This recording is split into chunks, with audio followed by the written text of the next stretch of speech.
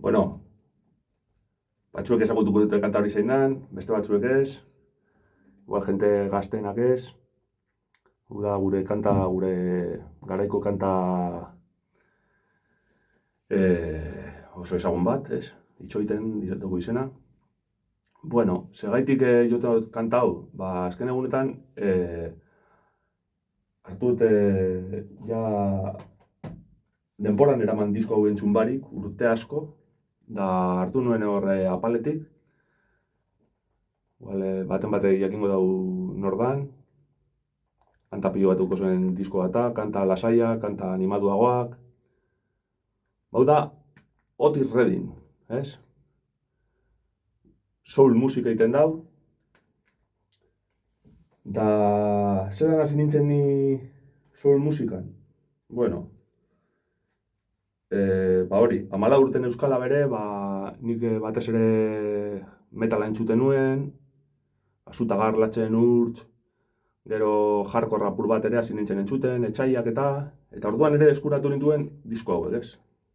Dira 80. hamarkadako disko esanguratsu batzuk, eta hau da, ba, Ferminek, oin biran dagoen Fermin Muguruzak,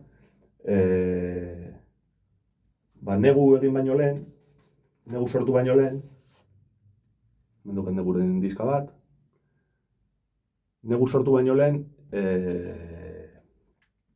eukizuen ba, bere lehen taldea, ez? Talde oso ezaguna. Da, bueno, hau aipatzen dut, ba, neguko garai horretan, ba, atara zuen Salamagur diska. Da, Salamagur diskan, hauren bizitzako banda sonora originaleko kanta gustokoenetako batzuk agertzen dira, eta hietariko bat da Otis Reddingen Respect, ez? Errespetua. Eta pioa gustatzen zitzaidan, ez?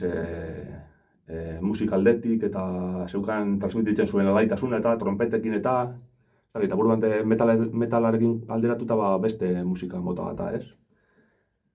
Eta ba, gerora bere banik Fermin jarraitu izan dut, oin joango gara Belotromora ikusten, hor daugozu adibidez DVD bat atara zutena, neguren azkeneko kontzertuko DVD ere badaukat,